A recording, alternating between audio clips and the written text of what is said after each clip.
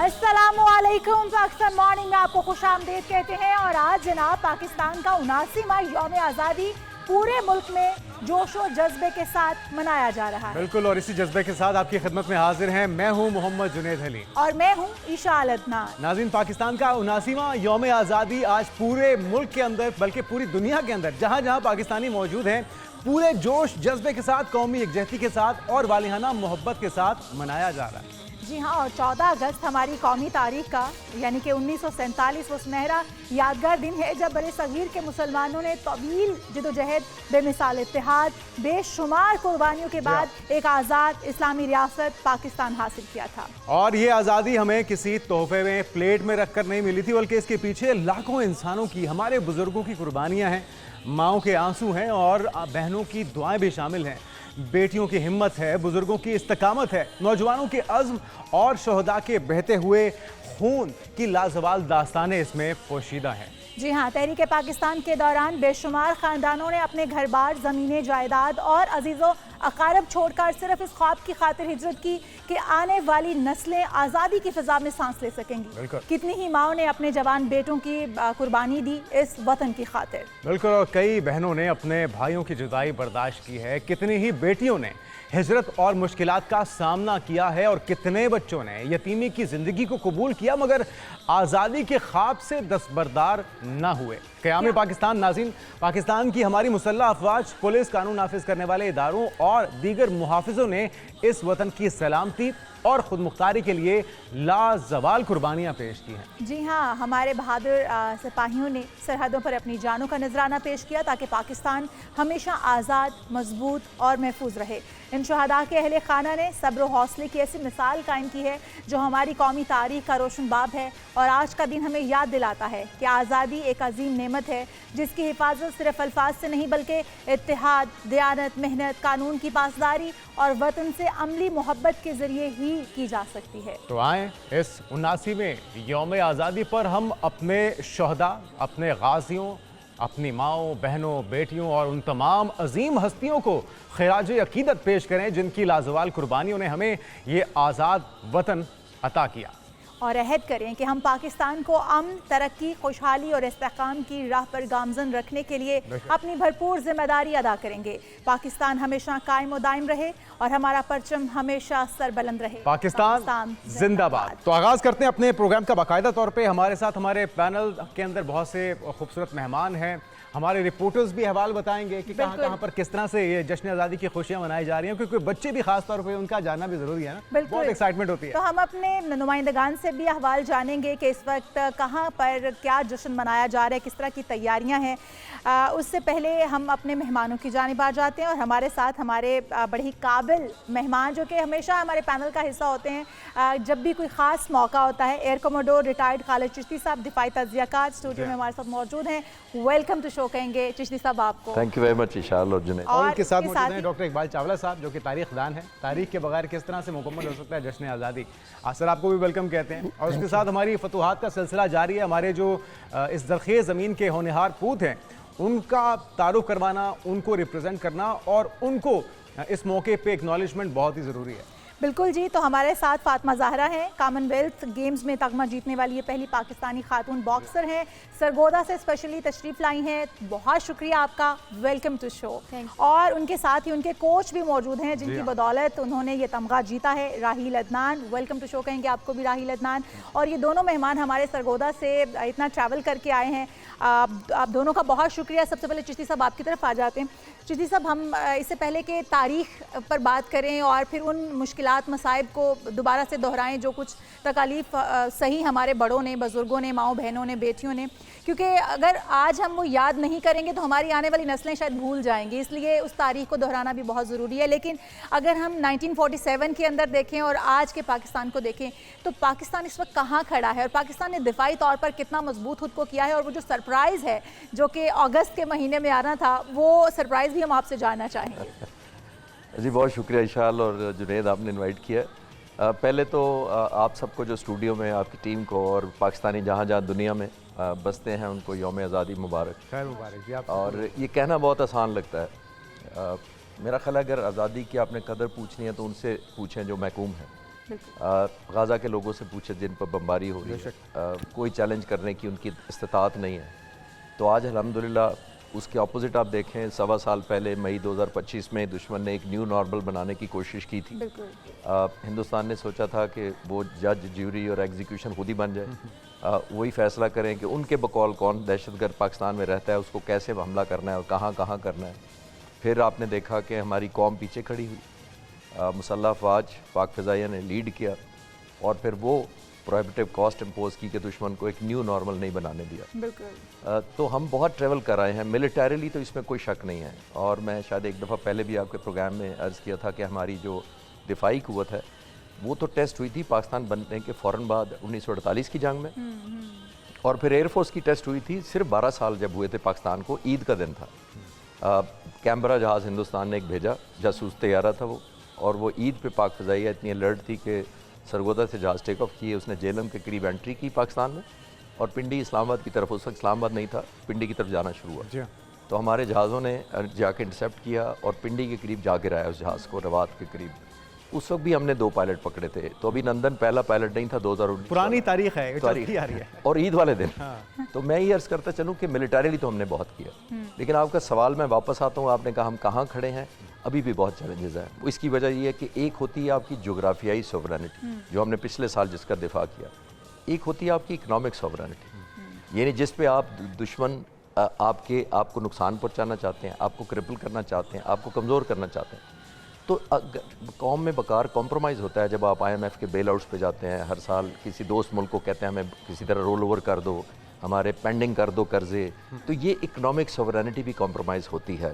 तो मैं दुआ करता हूँ और उम्मीद करता हूँ कि तमाम और ख़ास तौर पे ऐसे बच्चे जो टैलेंटेड आ रहे हैं, हम उस तरह इकोनॉमिकली मजबूत नहीं कर सके, वजूहात अलहदा हैं, लेकिन आने वाली नस्ल मुझे उम्मीद है कि उनके अंदर ये जज्बा है, और ख़ास तौर पर आज़ादी की कदर हम लोगों ने और चावला साहब जैसे लोगों ने इन बच्चों में ट्रांसफ़र करनी है, ताकि ये पाकिस्तान की एक वैल्यू को अप्रीशिएट करें, आने वाले वक्तों में समझें कि आज़ादी कितनी बड़ी नेमत है, और उसका पे बैक करने का सिर्फ तरीका यही है कि हम दोनों यहाँ बैठे हैं और हम इम्पार्ट करना चाहते हैं इन बच्चों को वो एक फ़ीलिंग, और आप ज़ाहिर है आपके चैनल के तवस्सुत से और आपकी टीम के तवस्सुत से पूरे पाकिस्तान को पता लगे। तो इंशाल्लाह मुस्तकबिल ताबना सुनहरा दौर करीब आएगा और बहुत खूबसूरत होगा आप बुजुर्गों की रहनुमाई में, और इस नौजवान जज्बे जो यूथ है हमारा मुस्तकबिल है, इनकी मेहनत की बदौलत। चावला साहब, तारीख़ क्या बताती है हमें, हमारे बुजुर्गों ने किस तरह से कुर्बानियाँ दी, ये हम अपने अंदाज़ में लिखते हैं, हमारा पड़ोसी वो उसको अपने अंदाज़ में लिखता है, तो कहीं यूथ गड़बड़ ना हो जाए, कंफ्यूज ना हो जाए, हमने किस तरह से उस लेगेसी को पढ़ना भी है, समझना भी है और फिर आगे लेके चलना है। बहुत शुक्रिया आपका। मेरी तरफ से भी पाकिस्तानियों को, चाहे पाकिस्तान में यहाँ डियास्पोरा है, तमाम को जश्न आज़ादी मुबारक। आपका सवाल बहुत जेन्युइन है, और यकीनन यूथ बाज़ का चूँकि सोशल मीडिया पे वो अनासिर बैठे हुए हैं, वो फोर्सेस बैठे हुए हैं राइट लेफ़्ट पे, और रिसोर्सफुल पर्सन्स बैठे हुए हैं जिनके पास टेक्नोलॉजी है, मीडिया है, और बहुत गलत मलत कर देते हैं फैक्ट्स एंड फैलिसीज़ को। सबसे पहली बात तो ये कि बिल्कुल इस पर कोई शक नहीं है कि पाकिस्तान 2 कौमी नज़रिए की बुनियाद पे बना है।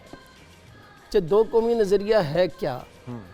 2 कौमी नज़रिया एक दिन में नहीं पैदा हुआ। 2 कौमी नज़रिया 1940 में जब करारदाद लाहौर पास हो गई, जिसमें हमने मुतालबा पाकिस्तान कर लिया कि जी हम पाकिस्तान बनाना चाहते हैं, हिंदुस्तान को तकसीम करना चाहते हैं। कहाँ बनाना चाहते हैं? जहाँ पर मुसलमान अक्सरियत में हैं, जिन सूबों में। ये बात इलामा इकबाल ने भी 1930 में कही थी, लेकिन उन्होंने ख़दशे का इज़हार किया था कि अगर हिंदुओं ने अपनी तासबाना मुतसबाना अगर सोच को, रवैयों को नहीं बदला, तो मुझे लगता है कि हमें हिंदुस्तान की तकसीम का मुतालबा करना पड़ेगा।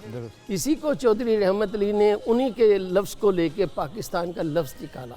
तो वो एक तहरीक वहाँ से चली, और कायद-ए-आज़म मोहम्मद अली जिन्ना जो 1906 से लेकर 1940 तक हिंदुस्तान की कौमियत के, वहदानियत के काहिल चले आ रहे थे, वो भी मजबूर हो गए हालात के हाथों। उन्होंने भी करारदाद लाहौर में तकसीम हिंद का मुतालबा कर दिया। उस मुतालबे में करारदाद लाहौर के मौके पर यूथ बहुत बड़ी तादाद में थी। उस वक़्त भी यूथ बड़ी बाशऊर थी, उनसे ज़्यादा क्या बाशऊर होगी कि आप ये देखिए कि जहाँ पर उनको नौकरियाँ अगर हिंदू ऑनर है ख़ासकर जी ऐसी मिलों में जो ऑफिस में वो लिख देता था कि मुसलमान यहाँ पर अप्लाई नहीं कर सकते। और वो Not तासुब तो हमें अभी भी नज़र आ रहा है चावला साहब। हम देखें अगर भारत का कंपैरिजन करें पाकिस्तान के साथ, तो पाकिस्तान के अंदर अक़लियतों को भी उतने ही हकूक़ हासिल हैं जितने मुसलमानों को या दीगर किसी भी पार्टी को हैं, लेकिन वहाँ पर अभी भी वही तासुबाना रवैया है। हम सिख बरादरी के साथ देख लें जो कुछ वहाँ पर होता है, दलित के साथ देख लें, हम मुस्लिम के साथ देख लें, हम ईसाई के साथ देख लें, सबके साथ एक जैसा रवैया वहाँ पर। चिश्ती साहब आपकी तरफ वापस आऊँगी। हमने कुर्बानियाँ दी, लेकिन हमने इस वतन को हासिल करने के बाद हमें यहाँ पर जिस तरह का हम सुख का सांस लेते हैं, हमारे बहुत सारे मुसलमान भाई जो वहाँ से उस वक्त कूच नहीं कर पाए, वो सांस नहीं ले पाते सुख का। इस तरह का दुश्मन होना भी, वो कहते हैं ना कि अल्लाह ताला दुश्मन भी अच्छा नसीब करे कि उसके भी कुछ असूल हों। हमारे दुश्मन के कोई असूल नहीं है, ना ही अपने आवाम के लिए और ना ही हमसाए के लिए। तो इस तरह के दुश्मन के होते हुए हमने अभी तक अपनी तरक्की के ग्राफ को या अपनी जो दिफाई निज़ाम है उसके अंदर कितनी बेहतरी लाई है, कितना उसको हमने मज़ीद नाकाबिल तस्खीर बनाया है, क्योंकि जिस तरह का दुश्मन हमारे पड़ोस में बैठा हुआ है, हमें पल पल चैलेंजेस का सामना रहता है। विशाल, देखिए मैं चावला साहब की बात को कंटिन्यू करूँगा कि जहाँ वहाँ जो मुसलमानों का हाल है, और फिर कायद आज़म को अक्सर लोग कहते हैं कि विजनरी लीडर थे। मैं तो 22-23 साल से उनकी लीडरशिप पे काम करता आया हूँ, और लोग कहते हैं कि बताएं कैसे विजनरी लीडर थे। तो मैं विजनरी से शुरू करता हूँ। ठीक है। 1946 में, आज पूरे 80 साल हो गए, कायद आज़म ने बड़ी खूबसूरत बात कही थी उन मुसलमानों को जो मुसलमान पाकिस्तान बनने की मुखालफत कर रहे थे उन दिनों में, यानी कायद आज़म के मुखालिफ थे। आप ज़रा विजुलाइज़ करें विजन क्या होता है, और आज 80 साल बाद देखें पूरी हुई उनकी बात के नहीं। कायद आज़म ने कहा था उन मुसलमानों को बात खिताब करते हुए कि जो लोग पाकिस्तान बनने की मुखालफत कर रहे हैं, उनकी आने वाली नस्लें हिंदुस्तान से अपनी लॉयल्टी साबित करने में गुजारेंगी। और आज वो साबित हो रहा है। आप देख लें उनकी सेलिब्रिटीज़, शाहरुख खान और ये नसीरुद्दीन शाह, मतलब क्या हो रहा है वहाँ पे। तो देखें कितनी सही बात साबित हुई। पहली बात तो ये है। दूसरा, आपने कहा कि नाकाबिल तस्खीर अल्हम्दुलिल्लाह एक ऐसा चैलेंजिंग दुश्मन होना इन अ वे ब्लेसिंग भी होती है। आपको कॉम्प्लेसेंट नहीं होने देता, आपको अलर्ट रहना पड़ता है, आपको खुद इंसारी करनी पड़ती है। हमने किया, आप तारीख का हिस्सा बन चुके हैं। हमारे JF-17 थंडर, हिंदुस्तान से तेजास 40 साल में 40 बने, हमने 200 बनाए हैं 30 साल में। तो ये एक लॉन्ग हिस्ट्री, स्ट्रगल, सर्वाइवल और एक रेलेवेंस और इन्फ्लुएंस रखने की दास्तान है। लेकिन हैविंग सेड दैट, एक बात मैं ज़रूर कहता चलूँ, कायद आज़म के बारे में बड़ा नेगेटिव प्रोपेगेंडा किया जाता है कि कायद आज़म ने कहा था कि मैंने गलती की पाकिस्तान बना के, मैंने ये किया, इस तरह की नेगेटिव बातें की जाती हैं। मैंने बड़ी तहकीक की, इस पर कोई ऐसी बात नहीं है। मैं नई नस्ल के लिए बता रहा हूँ। कायद आज़म के डॉक्टर कर्नल लाई बख्श आखिरी वक्त तक उनके साथ थे। कायद आज़म से उन्होंने कहते हैं मैंने आखिरी वक्त पूछा कि आपको कोई रिग्रेट है, क्योंकि ज़िंदगी ख़त्म हो रही थी। तो कायद आज़म ने कहा था कि मुझे ज़िंदगी में कोई रिग्रेट नहीं है सिवाय एक के, कि जिन गरीब मुल्कों के लिए, गरीब लोगों के लिए मैंने ये मुल्क बनाया था, अल्लाह ने मुझे उनकी खिदमत या उनकी हालत बेहतर करने की मोहलत नहीं दी। एक रिग्रेट। तो मैं 80 साल बाद या 79 ईयर्स के बाद सोचता हूँ कि आया कायद आज़म अभी रिग्रेट में ही होंगे कि उन गरीब लोगों का, उनका जो फ़र्क है हमारे हैव नॉट का, इक्वल अपॉर्चुनिटीज़ का, इंसाफ की आपने भी बात की, ग्रोथ की बात की, एजुकेशन की बात की, तो आया फ़र्क हम मिटा पाए हैं। और जो कायद आज़म जिसके लिए पाकिस्तान में, तो ये नहीं था कि लोग कहते हैं इस्लाम के नाम पे बना था पाकिस्तान, मैं मानता हूँ, लेकिन जब मैं बच्चों से पूछता हूँ साबित करो कि इस्लाम के नाम पे क्या मतलब, आया उस वक्त हज नहीं करते थे लोग, आया नमाज नहीं पढ़ते थे। वो अपनी जगह है। जो मुसलमान होने की वजह से, जो चावला साहब ने कहा, आपको अपॉर्चुनिटीज़ डिप्राइव की जाती थी आपको, यानी क्योंकि आप मुसलमान हैं तो आपको ये अपॉर्चुनिटी नहीं मिलेगी, क्योंकि आप मुसलमान हैं। मैं अक्सर लोगों को कहता हूँ, मैं पाकिस्तान में सर्व किया एज ए फाइटर पायलट 35 साल, मैंने 3000 घंटे उड़ाए, प्रेसिडेंट की तरफ से सितारा इम्तियाज़ सितारे बसालत मिला, तो ये मैं हिंदुस्तान में कर सकता था। मैं शायद फाइटर जहाज़ के करीब भी ना जाता उस तरीके से, जिस तरह मैं, अगर मैं अपॉर्चुनिटीज़ की बात करूँ, जिस बैकग्राउंड से मैं आया यहाँ तक अल्हम्दुलिल्लाह, जो सिर्फ इस मुल्क की, अल्लाह ताला के बाद कायद आज़म और सबसे बढ़कर इस मुल्क की। अरे वाह। और यही सेलिब्रेशन है, इसी चीज़ का जज्बा है, और इस जज्बे को जगाए रखना है हमने। ये तजदीद अहद का दिन भी होता है कि किन कुर्बानियों से इस मुल्क को हासिल किया गया है। हमारे साथ कुछ जो बच्ची हमारे साथ ख़ास तौर पे आई हैं, कॉमनवेल्थ गेम्स के अंदर उन्होंने तमगा जीता है, खातून बॉक्सर हैं फातिमा, बहुत बहुत मुबारक हो। एक तो आपने शानदार कामयाबी हासिल की। आपके कोच से भी पूछेंगे कि उन्होंने कितनी मेहनत की आपके ऊपर। पहले आप बताइए कि कितनी उम्र से आपने आगाज़ किया, और ये शौक़ जो लड़ने झगड़ने वाला, ये भाइयों के साथ लड़ के सीखा या फिर किसी को देख के मोटिवेट हुए आप? मेरा जो स्टार्ट है बॉक्सिंग का वो 16 साल की उम्र में हुआ था, और जो बॉक्सिंग करने से पहले मुझे बॉक्सिंग के बारे में कुछ भी नहीं पता था, तो मैं तो वैसे ही बॉक्सिंग में गई थी। जो हमारे कोच हैं ये पंजाब की टीम तैयार कर रहे थे, तो जो है हमारी अलग अलग वेट कैटेगरीज होती हैं, तो जो मेरा वेट था वो भी उस लिहाज से था, तो इस वजह से मैंने बॉक्सिंग स्टार्ट की थी। और जो है वो अवेयरनेस की कमी की वजह से मेरी फैमिली को भी बहुत कुछ फेस करना पड़ा। तो दरमियान में इस तरह हुआ था कि मेरी फैमिली भी बहुत ज़्यादा जो है इस चीज़ से परेशान हो गई थी अगेंस्ट थे वो, इसके खिलाफ थे। और मुझे बॉक्सिंग छोड़नी पड़ गई थी। अच्छा। तो 1 साल 6 महीने मैंने बॉक्सिंग नहीं की, मगर उसके बाद जब मैंने कम बैक किया, मैंने 1 हफ्ते की ट्रेनिंग के बाद जो है हमारी सीनियर कैटेगरी में नेशनल चैम्पियनशिप हुई थी, तो मैंने उसमें गोल्ड मेडल हासिल किया। तो अभी उसके साथ मैं जो बहुत ज़्यादा मैंने गोल्ड मेडल हासिल कर लिया, मैं पाकिस्तान में अनबीटन हूँ। और जो इंटरनेशनल लेवल पे भी मैंने अपने जो है मुल्क के नुमाइंदगी किया बहुत ज़्यादा इवेंट्स में। इसके जो कॉमनवेल्थ के अलावा भी जो है इस्लामिक सॉलिडिटी गेम्स हैं, इसमें भी मैंने पाकिस्तान के लिए मेडल हासिल किया था, ब्रॉन्ज मेडल हासिल किया था, और वो भी हिस्ट्री का पहला मेडल था। ज़बरदस्त। तो अब फातिमा, जो पहले मुखालफत करते थे फैमिली वाले या पेरेंट्स उस तरह से परमिशन नहीं देते थे, लेकिन अब तो वो आप पे प्राउड फील करते होंगे कि हमारी बेटी माशाल्लाह से पाकिस्तान का नाम भी रोशन कर रही है, पेरेंट्स का नाम भी रोशन कर रही है। आपकी और कितनी फतूहात हैं, कितनी कामयाबियाँ आपने समेटी हैं, उस पर बात करते हो। आपके कोच की तरफ आ जाऊँगी। आप किस तरह से राहील कोचिंग कर रहे थे और क्या कुछ आपके जहन में चल रहा था कि किस तरह से हमने बच्चों को तैयार करना है ताकि बच्चे वहाँ पर जाके कम्पीट कर सकें? क्योंकि जितने ममालिक के वहाँ पर बच्चे होंगे, जाहिर है सारे ही बड़े ही होनहार होंगे या बड़े ही ट्रेंड बच्चे आते होंगे। तो आपने क्या कुछ चैलेंजेस रहे आपको फातिमा को सिखाने में? जब मैंने अपना बॉक्सिंग खेलने का करियर ख़त्म किया तो मुझ में कुछ बहुत सारी कमियां रह गई थी जो मैं नहीं कर सका। तो मैं चाहता था कि मैं कुछ ऐसा पैदा करूं जो मैं नहीं कर सका वो ये कर पाए। तो मैंने उसमें मेहनत की, बच्चों को इकट्ठा किया। तो माशाल्लाह ये बच्चे बहुत मेहनती थे, ख़ासकर फातिमा ज़रा बहुत हार्ड वर्क करती। इतनी मेहनती है कि इसने लास्ट ईद वाले दिन भी ट्रेनिंग की है मेरे पास। इसने ज़बरदस्त। तो उसे अल्लाह ने फल दिया और इस्लामिक गेम्स में भी इसका ब्रॉन्ज मेडल आ गया और कॉमनवेल्थ गेम में ये पाकिस्तान की पहली खातून है जिन्होंने मेडल लिया माशाल्लाह। तो हम देख रहे हैं कि बॉक्सिंग का मैदान हो या फिर वेट लिफ्टिंग हो, अभी जिस तरह से अर्शदुद्दीन ने भी पाकिस्तान को बड़ा खुशी दी है, पाकिस्तानियों को पोटेंशियल कितना है बॉक्सिंग के मैदान में, टैलेंट? क्योंकि हम उधर कराची में लियारी की तरफ भी देखते हैं कि बहुत बच्चे पैशन है उनके अंदर। पाकिस्तान में बहुत ज़्यादा पोटेंशियल है, इतना टैलेंट है कि आप सोच नहीं सकते, और मेहनती लोग हैं। पहले हमारा बॉक्सिंग का जब भी हमारा ख्याल आता था तो लियारी आता था या कोयटा आता था। तो लेकिन हमारा जो सा शहर है सरगोदा, ये एक छोटा सा शहर है, इसने इतनी तरक्की की वुमेन बॉक्सिंग में कि अब लोग उसे पाकिस्तान का क्यूबा कहते हैं वुमेन बॉक्सिंग में।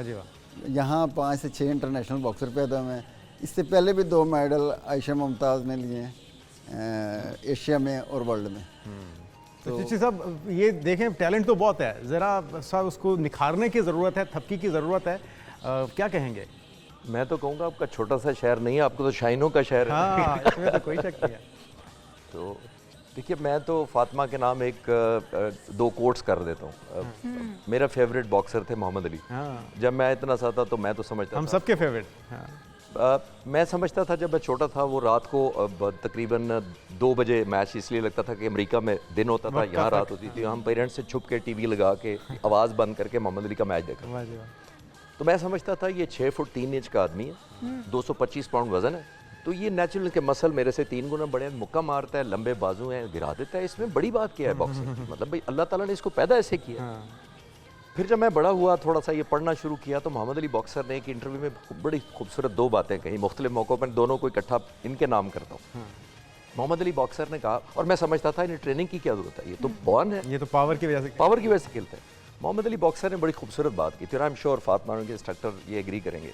मोहम्मद अली ने कहा था कि मुझे ट्रेनिंग के हर मिनट से नफरत थी, मगर मैंने अपने आप से कहा अब बर्दाश्त करो और ज़िंदगी चैंपियन बनकर उतारो। वाह वाह, ज़बरदस्त। तो वो देख रहे हैं। हाँ बिल्कुल। तो दूसरा, मोहम्मद अली बॉक्सर से किसी ने पूछा था कि तुम सिटअप्स कितनी करते हो, यानी प्रैक्टिस। तो बड़ी खूबसूरत बात की थी। उन्होंने कहा मैं अपनी सिटअप्स काउंट नहीं करता, मैं काउंट उस वक्त करना शुरू करता हूँ जो मुझे तकलीफ होना शुरू। बिकॉज उस वक्त मैटर करती जब है। थक दैट मीन्स अपने कंफर्ट जोन में मैं 25 या 50 सेटअप्स कर लूँ, मैं सारी उम्र 50 करता रहूँ, तो मैं इंप्रूव तो नहीं करूँगा। जिस दिन 60, 70, 80 करूँगा ना, उस दिन मुझे तकलीफ होगी कि आज ज़्यादा कर दिया मैंने। कामयाबी फूलों की सेज नहीं है। वो आपको एज दे। तो ये मैंने समझा कि मेरी तरफ से छोटा सा एक एक्नॉलेजमेंट। बिल्कुल। अच्छा चिश्ती साहब, अगर हम देखें हमारी तमाम जो शोबे हैं ना, वो अब तो अल्हम्दुलिल्लाह उनमें बहुत बेहतरी आ गई है। स्पोर्ट्स के अलावा भी अगर हम देखें तो अब काफ़ी बेहतरी आ रही है, लेकिन फिर भी मुझे ऐसा लगता है पर्सनली कि हमारा एजुकेशन सेक्टर जो है उसमें अगर हम मज़ीद कुछ ऐड ऑन करें, हिस्ट्री की किताबें हम पढ़ाएं या हम अपने बच्चों को वो बताएं जो कुछ हुआ और जितनी मुश्किलात से ये पाकिस्तान आया, क्योंकि हम अपने बच्चों के अंदर ब्रेन ड्रेन का सिलसिला भी देख रहे हैं। जितने ज़हीनो फ़तीन बच्चे हैं, जितना हमारे पास शार्प बच्चा है, वो सारे का सारा बाहर चला जाता है। तो हम अपने बच्चों को यहाँ पर रोक कर रख सके, क्योंकि आपने कहा कि ये हमारा फ्यूचर है और इन्होंने ही हमने इन तक वो लेगेसी ट्रांसफ़र करनी, इन्होंने आगे लेकर चलनी है। अगर ये बच्चे जो ज़हीनो फ़तीन बच्चे जो हमारा सरमाया है, अगर यही मुल्क छोड़कर चले जाएंगे, तो हम क्या अपने एजुकेशन सिस्टम के अंदर तब्दीलियाँ लाएँ कि हम इनको यहाँ रोक पाएँ और ये हमारे मुल्क की किस्मत को मज़ीद संवार सकें, अपना किरदार अदा कर सकें। देखिए, मैं यूनिवर्सिटियों में भी 1-2 में पढ़ाता हूँ, इंक्लूडिंग लम्स। यहाँ मैं देखता हूँ कि टैलेंट, तो मैं खुद फ्लाइंग इंस्ट्रक्टर रहा हूँ, मैंने मुख्तलिफ दुनिया के जो कैडेट्स हैं उनको ट्रेनिंग की, फ्लाइंग सिखाई है। इसमें कोई शक नहीं है, मैं पाकिस्तानी ना होता तब भी मैं यही कहता कि पाकिस्तानी जो कैडेट्स थे, जो पायलट बनने आते थे, सबसे ब्रिलियंट, सबसे शार्प और सबसे मेहनती थे। मैंने मिडल ईस्ट के और बाकी मुल्कों के मैं किया। तो मैं ये कहना चाहता हूँ कि पाकिस्तान में टैलेंट की एब्सोल्युटली कोई कमी नहीं है, नंबर 1। नंबर 2, एजुकेशन सेक्टर को हमने थोड़ा सा कॉम्प्रोमाइज़ कर दिया, शायद हमने बेसिक एजुकेशन तक रख दिया। और सबसे ज़्यादा जो हमारा फोकस करने की ज़रूरत है वो है equal opportunities right after the, हमने क्रिएट की। मैं एजुकेशन सेक्टर पर बात कर सकता हूँ कि जितने लाहौर के नाम ले लें, मैं नाम नहीं लेना चाहता, शायद आपकी पॉलिसी होगी, तमाम के तमाम अंग्रेज़ों के बड़े बड़े कॉलेज, मेडिकल कॉलेज, यूनिवर्सिटियाँ, Punjab university, government college, Kinnaird college, लेते जाए नाम, ये तमाम के तमाम, किंग एडवर्ड मेडिकल कॉलेज, ये तमाम बनाए गए थे अंग्रेज़ों ने। हमने 78 सालों में कितने बनाए लाहौर में? मैं रिसर्च के साथ आपको बता देता हूँ, हार्डली 2। तो हमने यूनिवर्सिटियाँ उस तरह नहीं बनाई। पॉपुलेशन कहाँ चली गई हमारी जब हम इंडिपेंडेंट हुए थे, आप ज़रा विजुलाइज़ करें, जब इंडिपेंडेंट यहाँ 3 करोड़ थी आबादी, 3.5 करोड़ ईस्ट पाकिस्तान की, आज हम 25 करोड़ है।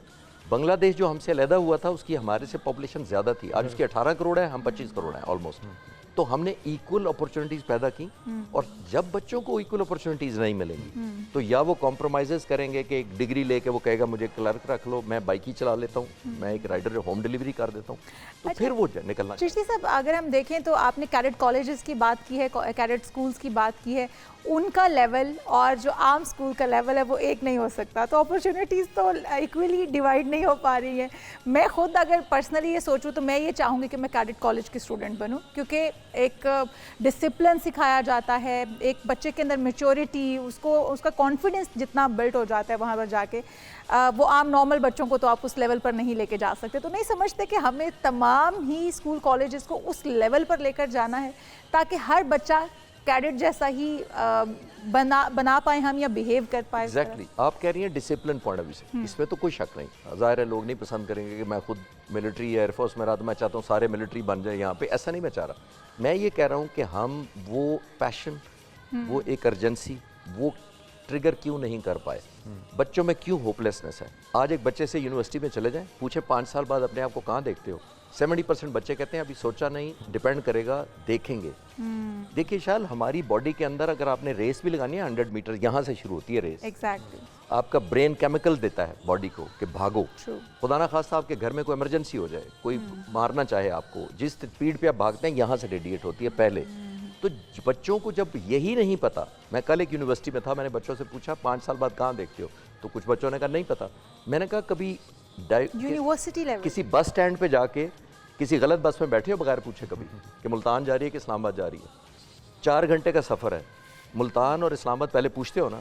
तो अगर एक बस का 4 घंटे का भी आप ज़ाया नहीं करना चाहते तो ज़िंदगी कैसे ज़ाया कर रहे हो? और जहन साजी की ज़रूरत है। बिल्कुल चावला साहब, जहन साजी किस तरह से की जाए? इतना ताबनाक, इतना शानदार माजी होने के बावजूद, हमारी तारीख होने के बावजूद, इतने कौमी हीरोज़ होने के बावजूद, अपनी यूथ को हम ये बावर या सही तरह से वो मैसेज क्यों नहीं कन्वे कर पा रहे? आज तक कल तो डिजिटल का दौर है, AI का दौर है, तो किस तरह से इसको मर्ज किया जाए, खूबसूरत अंदाज में प्रेजेंट किया जाए? देखिए, ज़ाहिर है हमारे यहाँ education, primary school, high school, colleges, then universities, हर सतह पर बच्चे को मुख्तलिफ उसाज़ा से पढ़ना पड़ता है। उससे पहले उसे माँ बाप से तरबियत मिलती है, ज़हन साजी वहाँ से शुरू होती है। हमें बच्चे को बताना नहीं पड़ता है कि इंडिया पाकिस्तान मैच है, आप जोश जज्बा दिखा, वो खुद ही दिखा रहा होता है। उसकी वजह उनके रवैयों से पता चलता है। अच्छा, दूसरी तरफ जब चिश्ती साहब फरमा रहे हैं कि जब हम जाते हैं यूथ की तरफ जाते हैं, उनके यहाँ एक डिसअपॉइंटमेंट्स ज़रूर है। बहुत अरसे से हमारे यहाँ इन्फ्लेशन है, अनएम्प्लॉयमेंट है, रिसोर्सेज की कमी है। हम पहले दिन से ही, अभी पैदा ही नहीं हुआ था पाकिस्तान तो 48 में मसला कश्मीर बन गया, पानी का मसला बन गया, महाजरीन की आमद शुरू हो गई और कत्ल गारत शुरू हो गया। तो हमारे जो चैलेंजेस इतने ज़्यादा हुए, आज तक हम उसको निपटने में लगे हुए हैं, लेकिन अल्हम्दुलिल्लाह हम सरवाइव कर रहे हैं, बाइज़्ज़त तरीके से सरवाइव कर रहे हैं और आगे भी बढ़ रहे हैं, ग्रो कर रहे हैं। मसलन मैं पिछले साल 14 अगस्त में जब आया, शर्त यहाँ था कि और चैनल्स में भी, तो हमारे लिए एक काबिल फ़ख्र था मई का वाक़या, जो कि आज भी वो तारीख़ का एक हिस्सा बन गया है। लेकिन उसके बाद देखिए हम कितना आगे बढ़ गए हैं। दो दिन पहले हमने डिफेंस पे कर लिया है, पहले सऊदी अरेबिया से किया था, अब टर्की से किया है। अब हम एक मिडिल पावर से हम सुपर पावर की तरफ गामजन हैं।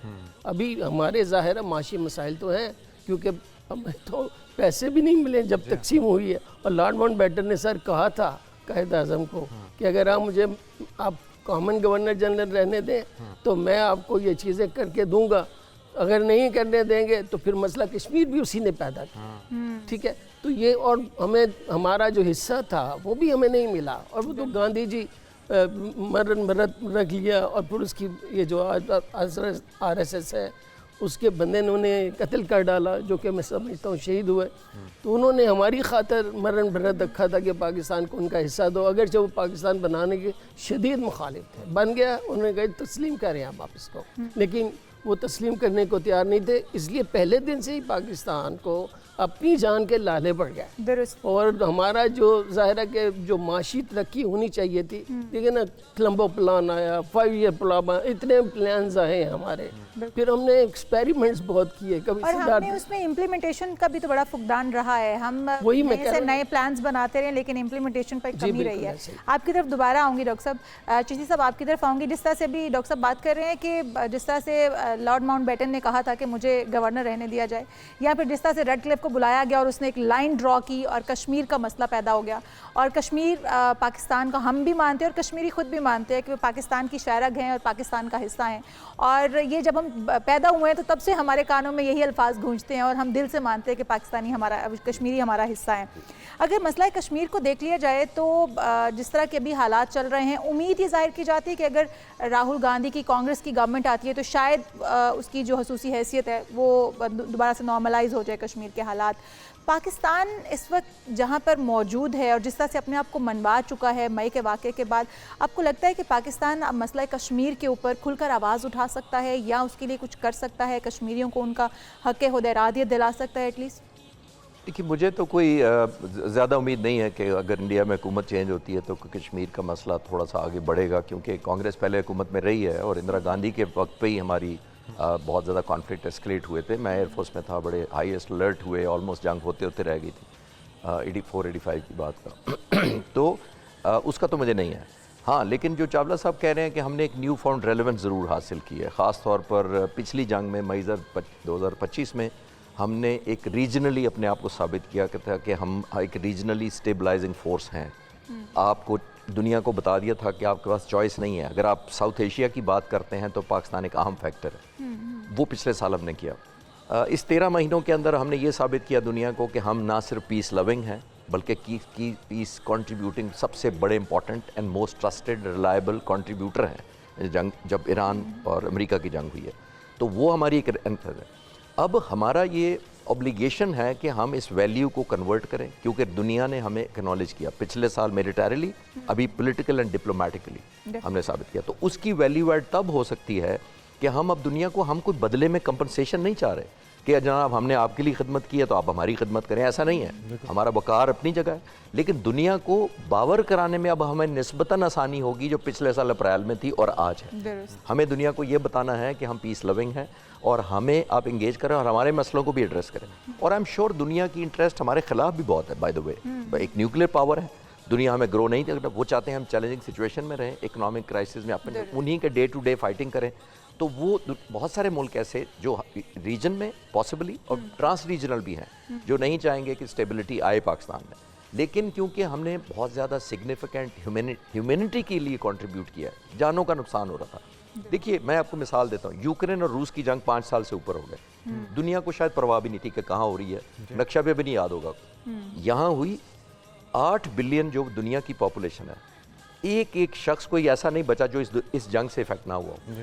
यानी 8 बिलियन लोगों के लिए हमने काम किया, मैं कहना ये चाह रहा हूँ, कंट्रीब्यूट किया। तो आई थिंक हमें डिप्लोमेटिकली एक अग्रेसिव कैंपेन करनी चाहिए, एक ऑल आउट जाना चाहिए बाय टेलिंग कि आप हमारे मसलों को भी आप देखें, आप वही फार्मूला हमारे पे भी लगाएं।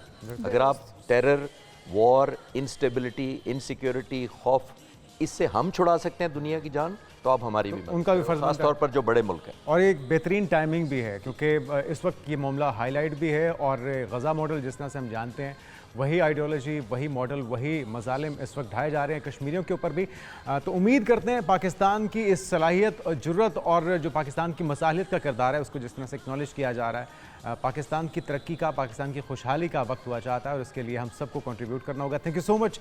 एक कमोडोर रिटायर्ड खालिद चिश्ती साहब हमारे साथ मौजूद थे। नाज़रीन एक ब्रेक लेते हैं, बाकी मेहमान हमारे साथ होंगे, इस गुफ्तगू को आगे बढ़ाते हैं। एक बार फिर से आपको खुशामदीद कहते हैं। जश्न आज़ादी मनाया जा रहा है और इस वक्त हम देख रहे हैं पूरे पाकिस्तान के अंदर पूरे मिली जोशो जज्बे के साथ पाकिस्तान की आज़ादी को सेलिब्रेट किया जा रहा है। हमारे मेहमान हमारे साथ मौजूद हैं तो हम भी उनके साथ सेलिब्रेशन जारी रखे हुए हैं। कुछ नए मेहमानों ने भी हमें ज्वाइन किया है तो उनका तारुफ भी करें। बिल्कुल, हमारे साथ कर्नल रिटायर्ड आबिद लतीफ़ सिंधु साहब दिफाई तजज़ियाकार मौजूद हैं, बाकी सारे मेहमान तो हैं ही, इनसे भी गपशप चलती रहेगी। कर्नल साहब आपके साथ भी हम बात करते हैं क्योंकि हमारे साथ बहुत से हमारे दिल में सवालात हैं जो कि हमने पूछने हैं कि किस तरह से आज के इस सेलिब्रेशन को उसका जो सही हक है वो अदा किया जाए। सेलिब्रेशन किस तरह से होनी चाहिए, सिर्फ बाजे बजाकर नहीं, सड़कों के ऊपर, गलियों के चौराहों के ऊपर शोर शराबा करके इस 14 अगस्त को नहीं गुजार देना, बल्कि इसका एक मकसद होना चाहिए। उस मकसद को लेकर आगे बढ़ेंगे तो फिर मंजिल दूर नहीं है।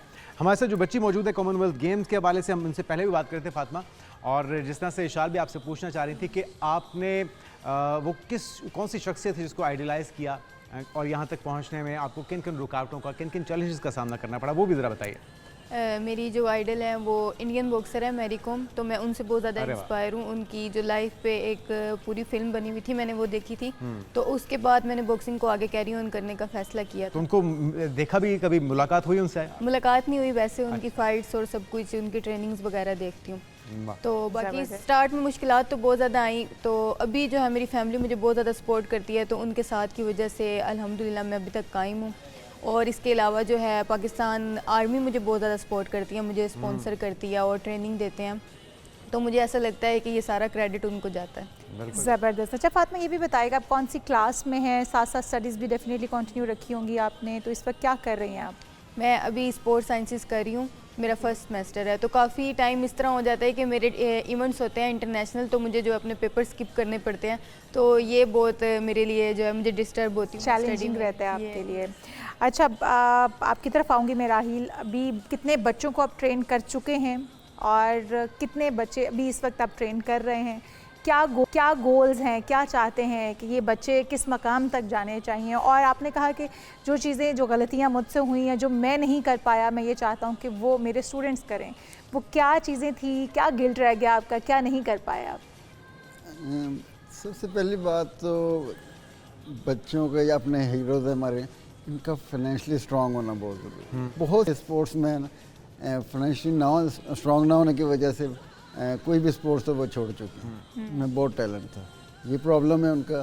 जैसे ये हमारे हीरोज़ में फातिमा है, दूसरे में इनको हुकूमत की तरफ से सरपरस्ती होनी चाहिए, बिल्कुल परमानेंट जॉब्स होने चाहिए, इन्हें पता हो कि हमारा मुस्तकबिल क्या है। इनकी तरफ इनका फोकस सिर्फ खेल की तरफ होना, जरिया मार्च पे ना, इनकी तरफ देख के फिर बाकी लोग आएंगे कि इसका फ्यूचर ब्राइट है तो मैं भी इस तरफ आता हूँ। और जहाँ तक मेरे पास एक सेशन में 2 सेशन करवाता हूँ। मेरे पास एक सेशन में 25 से 30 बच्चे ट्रेनिंग करते हैं। ज़बरदस्त। तो माशाल्लाह काफ़ी उसमें है कि फातिमा के बाद भी मेरे पास लाइनअप ऐसा तैयार है कि आने वाले वक्त में आप देखेंगे कि वो इंटरनेशनल ज़बरदस्त, मतलब हमारा- और भी बहुत सारे ऐसे बच्चे हैं आपके पास। और हमारा एम है इस मेडल को इम्प्रूव करना, ओलंपिक्स तक लेके जाना, लेकिन उसके लिए हमें उनके लेवल की ट्रेनिंग करनी पड़ेगी। खाली जज्बे या शाबाश से अब ये नहीं होगा, इसके साथ हमें कुछ एक्स्ट्रा करना पड़ेगा। हमें भी पाकिस्तान तो बॉक्सिंग ये मैसेज आपका हुकूमत पाकिस्तान वजारत खेल तक पहुंच चुका है। टैलेंट बहुत है, मेहनत और जज्बा भी है, लेकिन उसके लिए हुकूमती सरपरस्ती की ज़रूरत है, हुकूमती सपोर्ट की ज़रूरत है, ताकि ये टैलेंट ना सिर्फ पाकिस्तान में बल्कि पूरी दुनिया के अंदर अपनी सलाहियतों का लोहा मनवा सके। तो चावला साहब की तरफ ज़रा आते हैं। चावला साहब, हम बार बार बात कर रहे हैं जश्न आज़ादी की मुनासबत से हम क्या कुछ कर सकते हैं, तो आपके ख्याल में सेलिब्रेशन का अंदाज़ कैसे होना चाहिए? आज 2026 में 79 साल हो चुके हैं आज़ादी को। तो और देखिए, एक तो आपने खुद ही फरमाया कि खाली जश्न सड़कों पे और मैदानों ये भी ज़रूरी है, लेकिन ये भी इसके अलावा, ज़रूरी है, कुछ तामीर ये भी हो भी ना। ज़रूरी है। अगर आप अमेरिकन आज़ादी का जश्न जी, देखें, पूरी दुनिया वो में। तो सारी रात जश्न मनाते हैं और क्या शमा जलाते हैं। पाकिस्तान भी ज़िंदा कौम है, ज़िंदा कौमें अपनी जश्न आज़ादी को ज़िंदा लोगों के लिए ही करते हैं। दूसरा जो आपने मकसदियत जो है वो याद करना है, वो मकसदियत ऑब्जेक्टिव्स क्या थे जब पाकिस्तान बना, क्यों बना, हमने क्यों दोनों अंग्रेज़ों और हिंदुओं से दोनों से आज़ादी क्यों मांगी, और क्यों हमारे जो मुसलमान तकरीबन 1/4 मुसलमान हिंदुस्तान में ही रह गए, हिंदू अक्सरियती सूबों में रह गए, और क्यों जब तकसीम हुआ पंजाब में सबसे ज़्यादा जो बंटवारे का जो नुकसान हुआ पंजाब में हुआ, खून उधर भी बहा इधर भी बहा, कटी हुई लाशों से भरी हुई जो ट्रेनें थी उधर से भी आई इधर से भी आई हैं। लेकिन हकीकत ये भी है कि कत्ल पहले वहाँ हुआ है दुरुस्त। और नफ़रत वहाँ से शुरू हुई है। आर्या समाज हमने नहीं बनाई, 1875 में बन गई थी, और उससे पहले हिंदू बनारस कॉलेज जो है अंग्रेज़ों ने बनाया था। डिवाइड एंड रूल तो ज़ाहिर वो कर ही रहे थे, but we also were divided by ourselves. हम आज कहेंगे जी उधर वाला पर्सपेक्टिव कि जी अंग्रेज़ों ने बना दिया, कहना आसान है। अंग्रेज़, जैसे मैंने आपसे पहले कहा, 1930 में जब खुतबा इलाहाबाद दिया जाता है, अलामा साहब फरमाते हैं कि जो तरीक़ाकार हिंदुओं ने और कांग्रेस ने अपनाया रखा है, अगर ये जारी रहता है तो मुझे अंदेशा है कि ये हिंदुस्तान तकसीम हो जाएगा और मुस्लिम अक्सरियती सूबे जो कि वाज़े तौर पर बताते हैं नॉर्थ वेस्ट के सूबे पंजाब, सिंध, बलूचिस्तान और NWFP, now KP, including Kashmir, ये एक अलहदा एक मुल्क बनेगा दो कौमी नज़रिए की बुनियाद पर। अच्छा, जब वो ये कहते हैं तो क्या हिंदुओं ने अपनी रवश छोड़ दी, क्या कांग्रेस ने अपनी पॉलिसी छोड़ दी? पहली दफ़ा उन्हें 700 साल बाद हुकूमत बनाने का मौका मिला 1937 से 1939 तक।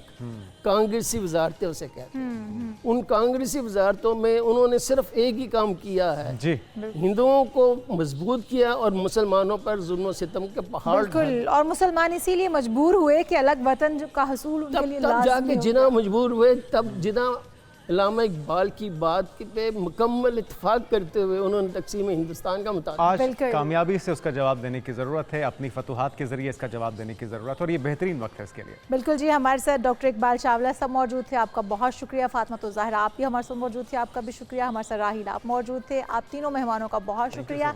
और जश्न आज़ादी मनाया जा रहा है और जिंदा कौमें ही इस तरह से जश्न आज़ादी मनाया करती हैं। प्रोग्राम अभी जारी सारी है, हम यहाँ पर शामिल करेंगे एक शॉर्ट ब्रेक, आप कहीं मत जाएगा, स्टे विद अस।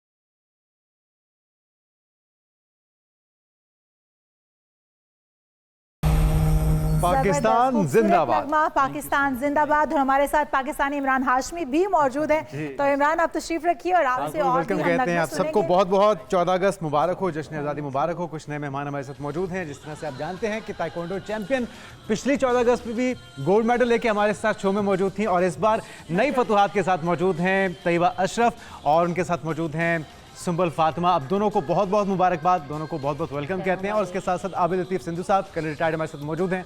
तो मेरे ख्याल में जश्न आज़ादी के सेलिब्रेशन में यही वो चमकते हुए सितारे हैं जिनके साथ हमारी खुशियां दोबारा हो सकती हैं। बिल्कुल ऐसा ही है, और इन्हीं से हम जानते हैं कि ये किस तरह से सेलिब्रेशन जी हाँ। करते हैं। और कर्नल साहब, आपकी तरफ अगर आऊँ तो सबसे पहले आप ही से जानूंगी, बचपन में जब 14 अगस्त आती थी तो झंडियाँ लगाई जाती थी, वो खैर बारिश होती थी तो भीग भी जाती थी, लेकिन एक फिर भी पूरी शौक से सेलिब्रेशन होती थी ना, उनको जोड़ना पहले लगाना। स्पेशली पेरेंट्स से मंगवाई जाती थी, और पेरेंट्स भी उस वक्त जो है ना वो बड़े दिल से निकाल के वो एक खुशी होती थी उनको, वो ला कर देते थे। आजकल के बच्चों में वो ज़ौक़ नहीं है, वो शौक़ नहीं है, या फिर हमने उनको उन तक वो ट्रांसफ़र नहीं किया, वो जज्बा, वो अहमियत पाकिस्तान की आज़ादी की। जी देखिए, एक तो आई एम रियली ग्रेटफुल कि आज मैं सारे हीरोज़ के साथ आपका स्टेज शेयर कर रहा हूँ।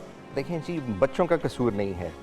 एक्चुअली मैं समझता हूँ कि हमने जो हर कौम की एक कथा होती है, हर कौम की एक कहानी होती है, जो उस कौम के बड़ों ने उसको बच्चों को सुनानी होती है, और वो सुनाने के लिए अल्फाज नहीं होते, वो डेमॉन्स्ट्रेट करनी होती है। तो शायद अब जो बच्चे हैं उनको हम उस तरह से डेमॉन्स्ट्रेट नहीं कर पा रहे।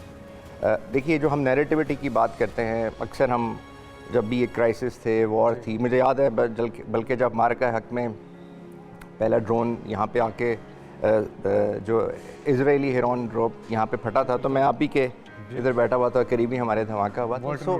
जी, तो हमने एक्चुअली बच्चों को ये बताना है कि ये मुल्क किस तरह हासिल किया, कैसे लोगों ने कुर्बानियाँ दी, उसकी रीज़न क्या थी। देखिए, बहुत जैसे अभी वो हिस्ट्री के प्रोफेसर साहब भी बात कर रहे थे कि बड़े अरसे तक तो ये इवन कायद आज़म और अल्लामा इकबाल जो थे वो यूनाइटेड इंडिया की बात कर रहे थे, लेकिन फिर बिल्कुल जब करीब इंडिपेंडेंस के करीब उन्होंने देखा कि एक्चुअली ये यूनाइटेड रहना बहुत मुश्किल है, क्योंकि मुस्लिम्स जो हैं वो सप्रेस होंगे, एक कॉलोनियल रूल से निकल के दूसरे कॉलोनियल रूल में चले जाएंगे, और वो कॉलोनियल रूल मेजॉरिटी का होगा, क्योंकि ज़रा हिंदू मेजॉरिटी थी, तो दे चेंज। और उस वक़्त फिर उस अंग्रेज़ों से और हिंदुओं से एक आज़ादी, मैं तो कहूँगा ग्रैब करना बड़ा ही एक हिम्मत का काम था। तो ये कहानी, ये स्टोरी जी बच्चों को सुनानी चाहिए। फिर जैसे कुर्बानियाँ हुई, पंजाब पार्टीशन हुआ और उस पार्टीशन में लाखों लोग कुर्बान हुए, लोग अपने गरम जलते चूल्हे छोड़ के, अपना सामान छोड़ के यहाँ से भागे, वहाँ से भागे, दोनों साइड पे एक ब्लडी माइग्रेशन हुई, एक ब्लडी एक इवेंट हुआ। तो ये शायद ये चीज़ें बच्चों तक नहीं पहुँच रही। जब ये चीज़ें नहीं पहुँचती, हम उनसे बात नहीं करते, हमारी उनसे कम्युनिकेशन कम है, हमारी उनसे कनेक्टिविटी कम है, तो फिर वो ये जो वैक्यूम तो नहीं रह सकता, फिर वो ये वैक्यूम पूरा करते हैं सोशल मीडिया से, दूसरी और चीज़ों से, दूसरी और किताबों से। मैं हैरान हूँ, एक तिलक शेवर हैं, उनकी किताबें जो कि वो पाकिस्तान में इस वक्त हर जगह पे 200-300 रुपीज़ की मिल जाती है, जो कि अगेन यही नैरेटिविटी बच्चों में, जो हमारी जो बेसिक जो कॉन्सेप्ट है आइडियोलॉजी का, उसको क्वेश्चन करें। लेकिन कर्नल साहब, जो बाजा हमने थमा दिया है बच्चों के हाथ में, वो तो शायद हमने उन्हें सिखाया भी नहीं, लेकिन वो अडेप्टेशन पता नहीं कहाँ से उन्होंने कर लिया। देखें, सेलिब्रेशन तो जैसे अभी आप भी कह रही थी कि सेलिब्रेशन तो हर एक का राइट है, और आप किस इंथुजियाज़म के साथ सेलिब्रेट करते हैं, सारी रात करते हैं। जैसे अभी अमेरिका में भी सेलिब्रेशन की बात हो रही है, फ़ाइन, लेकिन ज़ाहिर है जी, जो बाजा है, आपको सेलिब्रेशन में ये देखना चाहिए कि आपकी नुइसेंस तो नहीं हो रही। अच्छा, अब ये फिर अगेन वही कम्युनिकेशन और उसी तहजीब और उसको कन्वे करने का, उसको बच्चों तक मुंतकिल करने का एक आई थिंक मैं समझता हूँ वहाँ पे थोड़ा सा खला है। वहाँ पे ये बताना चाहिए। अब तरबियत जो है वो एक्चुअली घर से, बाहर, स्कूल से, कॉलेज में, हर जगह पे एक तरबियत होती है। तो आई थिंक दैट वैक्यूम जो हमें उसको फिल करना चाहिए। बाकी सेलिब्रेशन तो अच्छी बात है। क्या बिल्कुल बिल्कुल, ये चलता रहेगा, और ये सेलिब्रेशन भी इसका हिस्सा है। अंदाज किस तरह होना चाहिए ये भी मैटर करता है, और उसको हमें ही अपने बच्चों को सिखाना है, बड़ों को ये जिम्मेदारी है, और वो गैप नहीं आना चाहिए। ये जो हमारे बुजुर्गों ने हमें सिखाया, हमें आज अपने आने वाली जनरेशन को सिखाना है। हमारे साथ जो फातेह बैठी हुई हैं प्लेयर्स, इनसे पूछते हैं। सबसे पहले तो एक बार फिर से बहुत बहुत मुबारक हो। हमने आपको वहाँ से भी लाइव लिया था। इवेंट क्या था, कितने वहाँ पे मदे मुकाबिल थे, और फिर आपने भारत के साथ साथ और किस किस को पिछाड़ा इसमें? बिल्कुल इवेंट जो था वो इस इवेंट में बहुत अच्छे प्लेयर्स आए हुए थे, क्योंकि ये रैंकिंग टूर्नामेंट था, टी रैंक था, और 31 जो थी वो कंट्रीज़ आई थी और 4500 प्लस प्लेयर्स थे उसके अंदर। तो ये हॉल भी बहुत बड़ा था, और जो अभी बात कर रहे थे साहिब कर्नल साहब कि वहाँ पे हमारे बच्चों को कुछ पता ही नहीं होता वहाँ पे क्या करना है पाकिस्तान का। तो जब हम लोग गए तो हमें फ़ख्र महसूस हो रहा था, और बाकी सबको जो बताया पाकिस्तान स्पेशली इंडिया, वो जो खलल है मेरे ख्याल से वो बॉर्डर पे आता है, वहाँ जाके ये खलल नहीं होता कि भाई आप इंडिया हैं, आप बांग्लादेश हैं, आप ऑस्ट्रेलिया से हैं, आप इंग्लैंड से हैं, वहाँ पे सच कुछ नहीं होता, वहाँ पे सब प्लेयर्स होते हैं। और मैं सिर्फ उसमें अगर पॉजिटिव बात में यहाँ बात करूँ तो इंडिया वाले भी आए हमारे साथ कि पाकिस्तान है, हमने पिक्चर्स लेनी है। और मुझे अभी भी याद है जब मेरी स्पीड किकिंग की हो रही थी और मैं फर्स्ट पे थी, और क्योंकि सुंबल को उन्होंने अंदर नहीं आने दिया और मेरे पास कोच नहीं था और मैं अकेली थी वहाँ पे, तो इंडिया वाला पीछे से खड़ा हुआ था और वो मुझे मोटिवेट कर रहा था कि जी तैयबा करो करो करो, तुम फर्स्ट आ रही हो। लेकिन उस वक्त वो पूरा ज़्यादा पैशन मेरा ये था कि बस मैंने करना है, और मेरी वेट लूज पे थी, तो 1-2 पॉइंट से मैं बहरीन से वहाँ पे शिकस्त खा गई, लेकिन इंडिया को वहाँ पे बीट कर दिया, क्योंकि 3rd पोजीशन के ऊपर इंडिया था और मेरा उसके साथ भी 1-2 पॉइंट्स का था। उसको बीट करके मैंने सिल्वर मेडल लिया। ज़बरदस्त। तो ये चीज़ें ये है कि जज्बा जो हम लोग आज़ादी का मनाते हैं, मेरे ख्याल से हर दफ़ा हमें ये होता है कि झंडियाँ लगानी है, बचपन में झंडियाँ तो लगा ली, जो अब जो जज्बा आता है वो ये आता है कि झंडा लहरा के आना है, और वो जो लहरा के आते हैं इंटरनेशनल फोरम पे वक्त के साथ दुबई, बदलते रहते ऑस्ट्रेलिया, हैं, वक्त के साथ हमारे जश्न भी बदलते रहते हैं। सुंबुल आपकी तरफ आऊँगी, जिस तरह से तैयबा ने कहा कि अब जो है झंडा लहराने पे ज़्यादा फोकस होता है कि हम किस तरह से पाकिस्तान का नाम इंटरनेशनल प्लेटफॉर्म पर रोशन करें। आपका क्या जज्बा था, और बचपन आप दोनों बहनों का किस तरह से गुजरा है, और अब किस तरह से तब्दीली जो आई है उसको कितना पॉजिटिव समझती हैं आप? अच्छा, जब हम आउट ऑफ कंट्री जाते हैं किसी भी प्लेटफॉर्म पे हो, चाहे हम प्लेयर हैं चाहे हम प्लेयर नहीं हैं, हम अपना पाकिस्तान को प्रेजेंट कर रहे होते हैं, लेकिन हमारे लिए वो एक अचीवमेंट हमारी अचीवमेंट नहीं होती, वो एक आज़ादी की अचीवमेंट होती है पूरे पाकिस्तान के लिए। और हम जब खेलने जाते तो हम सिर्फ अपने माँ बाप की बेटियाँ नहीं होती, हम अपने पूरे कौम की बेटियाँ होती हैं, हम पूरे पाकिस्तान को प्रेजेंट कर रही होती हैं। तो जब मेडल लेते हैं, जाहिर सी बात है एक वो जज्बा और वो जो फीलिंग्स होती है वो बयान तो नहीं कर सकते, लेकिन वो जो आती है वहीं पे होती है। और जब परचम को बुलंद करते हैं 31 कंट्रीज़ के सामने, तो वो एक जज्बा, वो मैं कहती हूँ बयान नहीं किया जा सकता, जो फीलिंग्स आती हैं।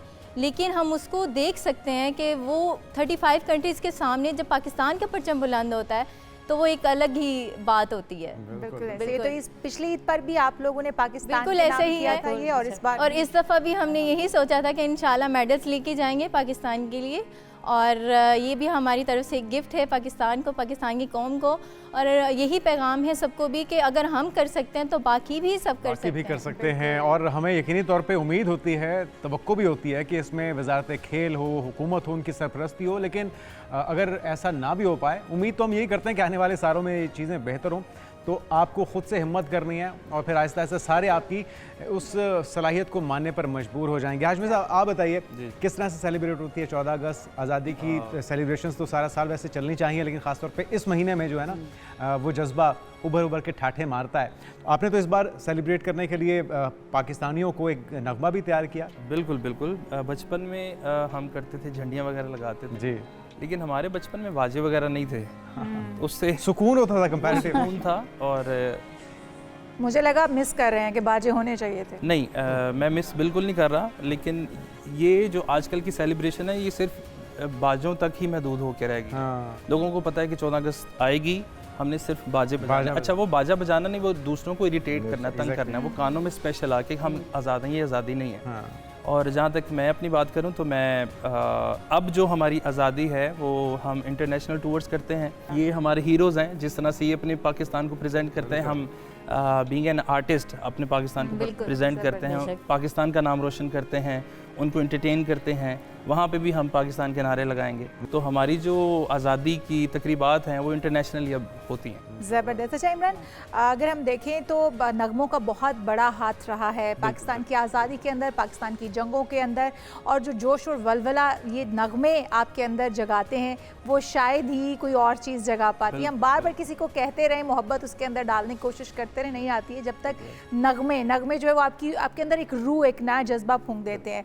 तो आप क्या समझते हैं कि आप वो मैसेज कन्वे कर पा रहे हैं आने वाली हमारी नस्लों को, हमारी जनरेशन को, जो कि उन तक पहुंचना चाहिए, जो हमारी किताबें शायद नहीं पहुंचा पा रही हैं या हम बड़े नहीं पहुंचा पा रहे हैं, वो आप अपने नगमों के थ्रू पहुंचा रहे हैं? देखें, हम पाकिस्तानी होने की हैसियत से हम हम थोड़ा ही कंट्रीब्यूट करेंगे तो मेरा ख्याल है कि सब अपनी ज़िम्मेदारी पूरी कर सकेंगे। जैसे कर्नल साहब ने भी फरमाया कि हमें तरबियत करनी चाहिए बच्चों को।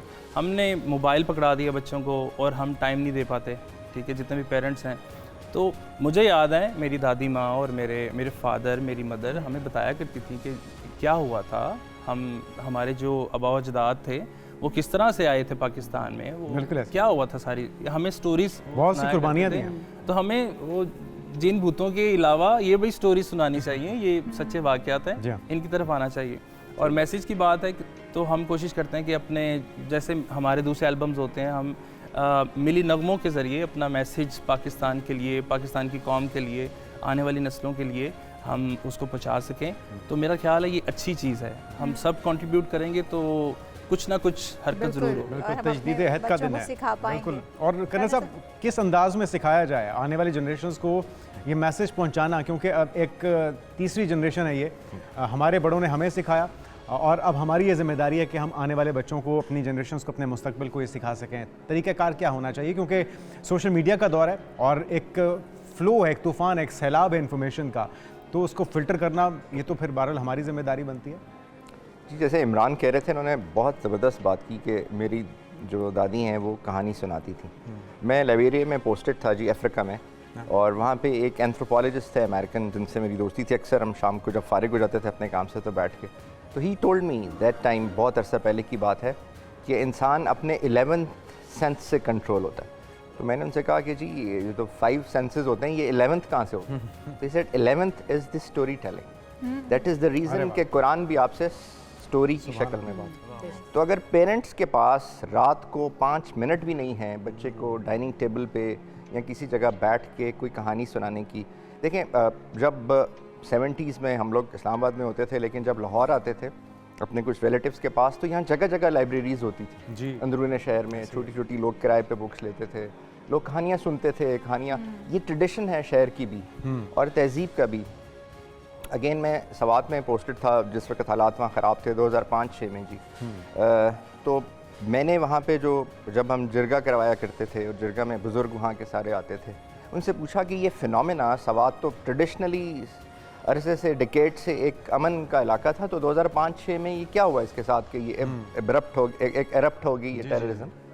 तो दे सेड कि जी हमारा जो बैठक है या जो हमारा हुजरा है, जब उसका कोलैप्स हुआ, क्योंकि उसमें शाम को हम सारे बैठते थे, उस हुजरे के 2 हिस्से होते थे हर जगह पे, एक जगह पे बुज़ुर्ग बैठते थे और उसके आगे सारे यंगस्टर्स बैठते थे, वो अपनी गेम्स खेल रहे होते थे, कोई लूडो खेल रहा है, कोई कैरम बोर्ड खेल रहा है, और बुज़ुर्ग बैठ के कहवा पी रहे हैं, बातचीत कर रहे हैं। जब टीवी आया, जब ये मोबाइल फ़ोन आया, जब ऑल्टरनेटिव मीडिया आया, तो वो फोक मीडिया ख़त्म हो गया, यानी वो that was part of the folk media.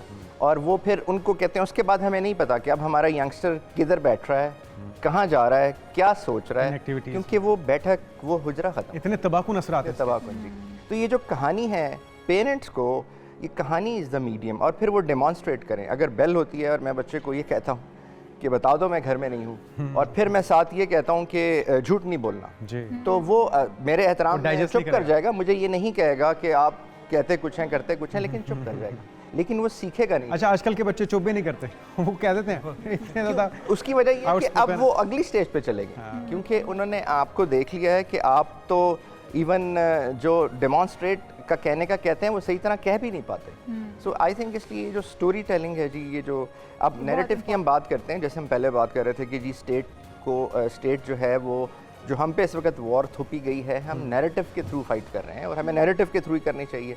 तो narrative is again a story, it's again a story telling. तो छोटी छोटी कहानियाँ बच्चों को, सबक आमोज़ कहानियाँ, छोटे से एनीडोट्स, फिर अपने वाक़यात, ये सारी चीज़ें, आई थिंक ये बहुत ज़रूरी है। दिस इज़ द वे जी, जो किसके लिए कोई किताब, कोई लेक्चर, कोई वर्कशॉप्स, कोई 5 स्टार होटल के अंदर सेमिनार्स, इनकी ज़रूरत, बिल्कुल सही। Everyone has to put it bit. Exactly. अच्छा करण साहब, जिस तरह पे आपने स्टोरीज़ की बड़ी अहमियत को उजागर किया है, आपने कहा कहानियों की सूरत में सुनाएं, अभी भी पहले ड्रामास चला करते थे जो कि जिसके अंदर हम देखते थे कि पाकिस्तान की बात होती थी, या भारत में क्या हुआ, या हमें यहाँ क्या करना चाहिए, बड़ों की सरपरस्ती में उस तरह के ड्रामाज और उस तरह की चीज़ें दिखाई जाती थी, एक कल्चर बताया जाता था कि हमारा फैमिली कल्चर क्या है। बट अब हम देख रहे हैं कि हमारे ड्रामा जो है बड़े इंस्पायर्ड ड्रामाज होने शुरू हो गए हैं भारत से, जिसके अंदर सास बहू के ड्रामे हैं, या उसके अंदर उनके मसाइल हैं, उनके आपस में लड़ाई झगड़े हैं, और फिर हम वही ब्रोकन फैमिली सिस्टम दिखाना शुरू कर चुके हैं। बहुत सारी ऐसी बुराइयां हैं, बहुत सारी ऐसी आकाइयाँ हैं जिनके ऊपर मेरे ख्याल में हमें इस तरह से नशर नहीं करना चाहिए सरेआम उनको, जिनके ऊपर अभी हम कर रहे हैं। आप समझते हैं कि ये जो हमारा एक मीडियम है जिसको हम यूज़ कर सकते हैं पॉजिटिवली, कहानियों के अलावा भी ड्रामाई अंदाज में भी, वो भी काफ़ी हद तक इस वक्त हाईजैक हो चुका है और इंस्पायर्ड है इंडिया से, तो उसके लिए भी तो हमें काम करना होगा ताकि हम पॉजिटिविटी फैला सकें, बजाय इससे कि नेगेटिव एक हम चीज़ उनके अंदर भर रहे हैं बच्चों अपनों के अंदर। जी देखिए, मेरा कहने का मतलब ये था कि आपकी जब कम्युनिकेशन ख़त्म हो जाए, with in a family communication ख़त्म हो जाए, तो वैक्यूम तो नहीं रह सकता, फिर क्या होगा, फिर मिस कम्युनिकेशन होगी। Exactly. ये सास बहू की कहानी, ये आपस के झगड़े, ये तो सब मिस कम्युनिकेशन है।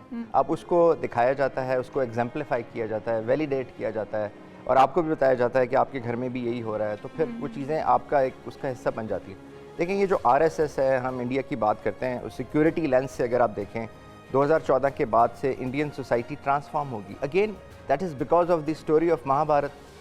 वो महाभारत के उन्होंने ड्रामे बनाए, महाभारत को जो है बार बार दिखाया, बार बार उन हीरोज़ को एग्जाम्पलीफाई किया, उस स्टोरी को एग्जाम्पलीफाई किया, उसको हिंदुज़म से लिंक किया, और ये बताया कि एक हिंदू राष्ट्र होनी चाहिए, एक जो है ना विकसित भारत जो है उस तक जाने के लिए the Hinduism is the journey which we have to traverse. वो हनुमान, श्री राम, वो अपने भगवानों के ऊपर स्टोरीज बना बना के अपने बच्चों का जहन बना रहे हैं, जहन साजी कर रहे हैं। तो बेसिकली ये आई थिंक ये देखिए, ये हर एक की रिस्पॉन्सिबिलिटी है। अब जब हम बात करते हैं कि जी we are vulnerable to information, तो जब हम इन्फॉर्मेशन से, और इन्फॉर्मेशन ओवरलोड है, तो जब आप आपके बच्चे, आपकी फैमिली, आपका सब कुछ उस पर वल्नरेबल हैं, तो फिर आपको वहीं से करेक्शन करनी है, आपको घर ही से करेक्शन करनी है। और ये जो किताब के साथ दोस्ती है, ये जो कहानी के साथ दोस्ती है, अपनी आइडियोलॉजी के साथ दोस्ती है, और सबसे बड़ी बात जो उम्मुल किताब है कुरान मजीद, उसके साथ दोस्ती, आई थिंक ये सारा एक फार्मूला आपको रिवाइव बिल्कुल सही करना सब। लेकिन किताबों की बात आप कर रहे हैं, सॉरी यहाँ पर मैं ये कहना चाहूँगी कि हम लोग बड़े कंफ्यूज हो गए हैं कि हमारी हिस्ट्री भी लगता है हमें यूँ कि हम तक मस होकर पहुँच रही है। हम उसको एग्जैक्टली जो हिस्ट्री हमारी थी, जो अचीवमेंट्स थी, जहाँ पर हमने जो खोया, जो पाया, हमें हिस्ट्री की किताबों में वो नहीं मिलता। तो हमें अपने बच्चों को फिर कौन सा ऐसी किताब, ऐसा ऑथर बताना चाहिए कि आप हिस्ट्री को अगर पढ़ना चाहते हैं, जानना चाहते हैं अपने मुल्क के बारे में, तो यहाँ से आप पढ़ सकते हैं। देखिए, अगेन वो वैक्यूम है, जब कम्युनिकेशन बुक्स के थ्रू नहीं आ रही तो फिर मिस कम्युनिकेशन आएगी। जैसे मैं तिलक की बात कर रहा था, उसकी 4 बुक्स हैं जो इस वक्त इस्लामाबाद में, लाहौर में, कराची में 400 रुपए की। आप कोई और बुक लेने जाएं तो कोई 2000-3000 से कम नहीं है, और उसके अंदर बहुत डिस्टॉर्टेड हिस्ट्री है पाकिस्तान की। इस तरीके से आपकी आइडियोलॉजी को हिट किया गया है कि आप एक कोई भी पढ़ने वाला जो, और वो बहुत पॉपुलर है यंगस्टर्स में, यूनिवर्सिटीज़ में, कॉलेजेस में।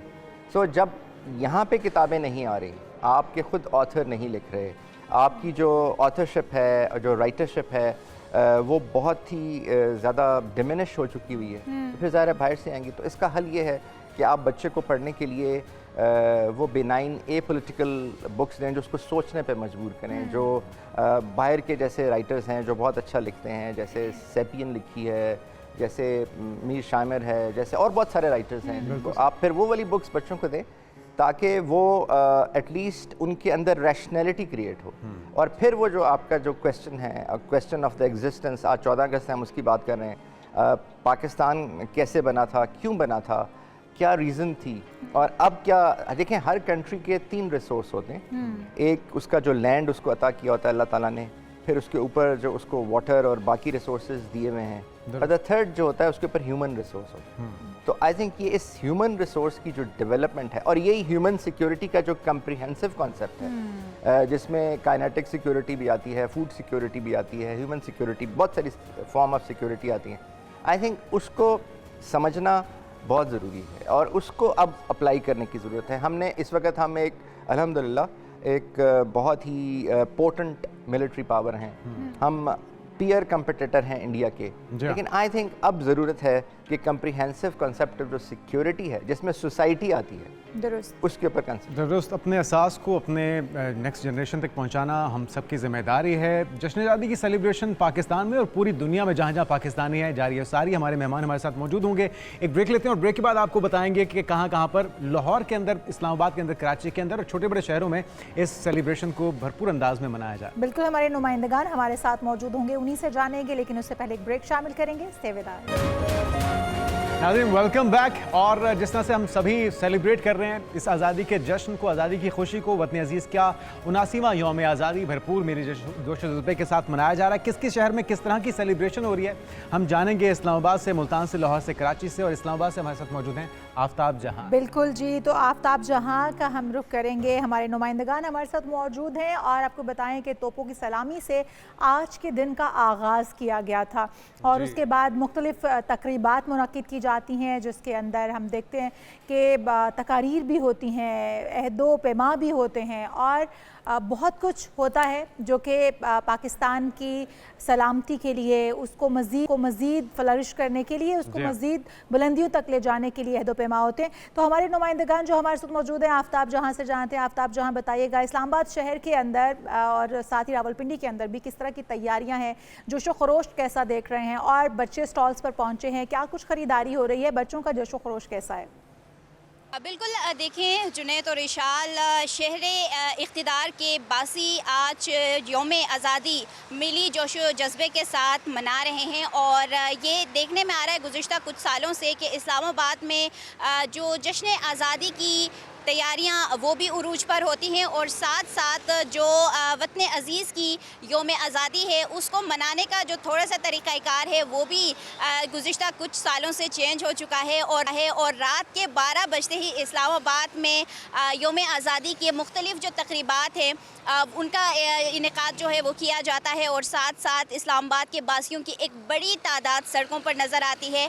जिस तरीके से गुज़िश्ता रात भी हमने यही देखा कि 12 बजते ही जहां आसमान रंगीन नज़र आया और उसके साथ साथ मिली नगमों की गूंज सुनाई दे रही थी, तो इसी तरीके से रात के औकात में ही 12 बजते ही यौम आज़ादी को भरपूर जोश व जज्बे के साथ मनाया गया और क्योंकि इस्लामाबाद के बासी पूरी रात सड़कों में रहे, मिली नगमों की गूंज साथ साथ चलती रही और सुबह का आगाज़ भी तोपों की सलामी के साथ भी हुआ और साथ साथ वतन अज़ीज़ के लिए हर शहरी जो है वो दुआगो भी नज़र आया कि अल्लाह मज़ीद पाकिस्तान को तरक्की और कामरानियाँ अता करे। और आज पूरा दिन भी यही देखने को मिलेगा कि इस्लामाबाद के मुख्तलिफ जो मकामात हैं, मुख्तलिफ सरकारी और निजी दफातर हैं, स्कूल कॉलेजेस हैं, यूनिवर्सिटीज़ हैं, वहाँ पर मुख्तलिफ तकरीबात का इनेकाद किया जाएगा और मुख्तलिफ छोटी बड़ी रैलियाँ जो है वो भी निकाली जाएंगी। और इस्लामाबाद के जितने भी मराकज़ हैं, बड़ी बड़ी इमारतें हैं, पार्लियामेंट हाउस है, शहर दस्तूर में जितने भी सरकारी इमारतें हैं उनको बरक़ी कुमकुमों से सजा है, जो कि सफ़ेद और सब्ज़ रंग के जो बरक़ी कुमकुमें हैं उनसे सजाकर इंतहाई खूबसूरत जो मनाजिर है वो भी शहर दस्तूर यौम आज़ादी की मुनासबत से पेश कर रहा है।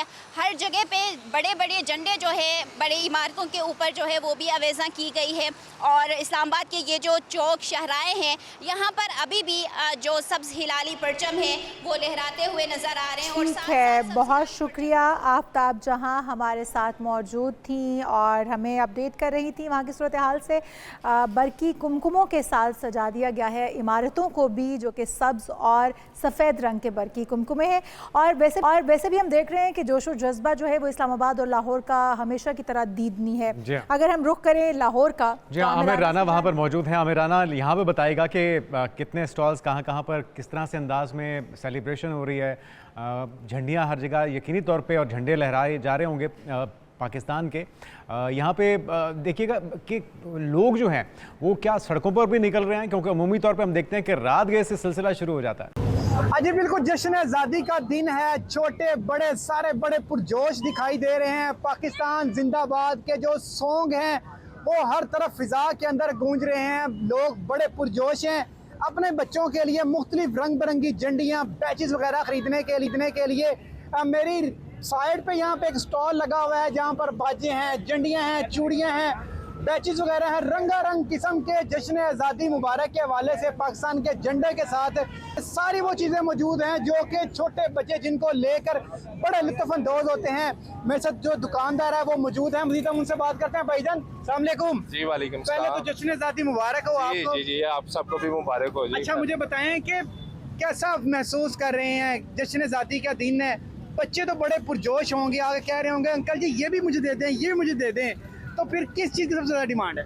जी बस ऐसे ही है जी, 14 अगस्त के जितनी भी झंडियाँ वगैरह बैचेज वगैरह बच्चों की काफ़ी डिमांड है और आज आज़ादी का दिन है, उस हवाले से जो है ना काफ़ी जोश व खरोश पाया जा रहा है। आपके पास है क्या क्या चीज़ बच्चों को देने के लिए, कुछ बताएंगे? जी हमारे पास जैसे कि बच्चियाँ हैं, बच्चियों के लिए कैचर वगैरह, ये हमने चूड़ियाँ वगैरह रखी हुई हैं, ठीक है, ये इनके हेयर बैंड है, ये जो बैचेज है इनके, इसके अलावा ये बच्चों के लिए कैप है, झंडे वगैरह रखे हुए, ये ब्रेसलेट है, तकरीबन सारी जो है ना वैरायटी जो 14 अगस्त के लिए बच्चों के लिए। आमिर राना हमें बता रहे थे, आमिर राना भी एक्साइटमेंट दिखा रहे थे यकीनी तौर पे, और एक्साइटमेंट इस वजह से भी है कि अब लगभग 80 साल होने वाले हैं, तो इतना लंबा अरसा गुजर चुका है और इस सेलिब्रेशन को अब किस अंदाज में मनाना चाहिए, हम इस पर भी आज ही के प्रोग्राम में बात करें। अच्छा, आमिर राना को अभी 79 साल नहीं हुए हैं, पाकिस्तान बने हुए 79 साल होने वाले हैं। तो आमिर राना अगर आप सुन पा रहे हैं तो आप परेशान मत होइएगा, हमारे साथ मौजूद हैं आसिफ बलोच मुल्तान से। तो मुल्तान का रुख करते हैं और मुल्तान के जो शहरी हैं उनका भी जोश और जज्बा हमेशा ही इस तरह का होता है, भरपूर अंदाज में वो मना रहे होते हैं, सेलिब्रेशन कर रहे होते हैं। तो हम जानते हैं आसिफ बलोच से। आसिफ बलोच बताइएगा, क्या गहमा गहमी देख रहे हैं आप, कितनी तैयारियां की गई हैं? जी ईशाल आपको, जुनेद आपको जश्न आज़ादी मुबारक हो, और एक न्यूज़ के जितने भी देखने वाले नाजरीन हैं सबको जश्न आज़ादी मुबारक हो। वो कौमें हमेशा ज़िंदा और ताबिंदा रहती हैं जो अपने जश्न आज़ादी जोशो खरोश से मनाती हैं, और हमारा ये बड़ा अजीम मुल्क है और हम हमेशा ही जो है वो अल्लाह ताला के जितना शुक्र अदा करें कम है कि हमें आज़ादी जैसी नेमत मिली। आप देख सकते हैं कि जब भी जश्न आज़ादी होती है तो छोटे बच्चे हों चाहे यहाँ पर नौजवान हो, हर कोई हमें जो है वो बढ़ चढ़ कर हिस्सा लेता हुआ दिखाई देता है। और झंडियाँ कोई ले रहा होता है घर की सजावट के लिए, कोई ये छोटे झंडे ले रहा होता है, कोई आजकल ये जो एक बाजे जो हैं उसका भी बड़ा एक कॉन्सेप्ट चला हुआ है तो वो कोई ले रहा होता है। ये देखें ये बच्चा एक, आपने तो बड़ी तैयारी की हुई है, क्या क्या खरीदा है? झंडियाँ भी खरीदी हैं, बाजा भी वगैरह हर चीज़ घर के सजाने के लिए खरीदा है। अच्छा, कितने पूरा घर सजाएंगे झंडियाँ भी? बहुत शुक्रिया।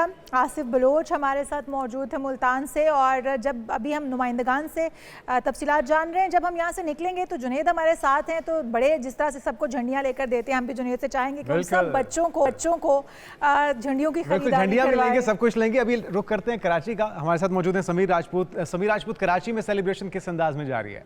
शहरियों की बड़ी तादाद ने जो है 14 अगस्त की तैयारियों के हवाले से सजावटी सामान खरीदने के लिए छोटी बड़ी मार्केटों का रुख कर लिया है, जहां पर जो है सब जिलाली परचम, उसके साथ साथ झंडियाँ, बैजेस और जो दीगर अशिया हैं सजावटी वो खरीदी जा रही है शहरियों की जानिब से बड़ी तादाद में। मेरे कम में भी आप देख सकते हैं कि यहाँ पर भी शहरियों की ठीक है। बहुत शुक्रिया। समीर राजपूत हमारे साथ मौजूद थे और हमें वहाँ की सूरत हाल से भी अपडेट कर रहे थे।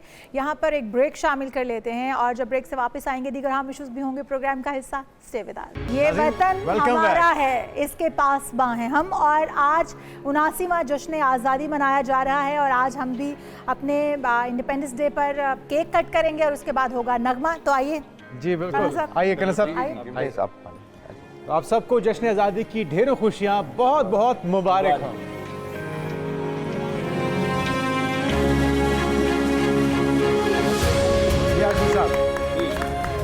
और इसके साथ ही हम अपना आखिरी मैसेज देना चाहेंगे कि अपने इर्द गिर्द जो तमाम लोग हैं उनका भी ख्याल कीजिए, उनके लिए भी मौके पैदा कीजिए, आसानियां पैदा कीजिए और पाकिस्तान के शहरी होने का सबूत दीजिए। और इसके साथ ही फिर नगमा भी हो जाए। बिल्कुल हाशमी साहब, एक नगमा हो जाए। हमें दीजिए इजाज़त, आपसे मुलाकात होगी। इंशाअल्लाह। अल्लाह।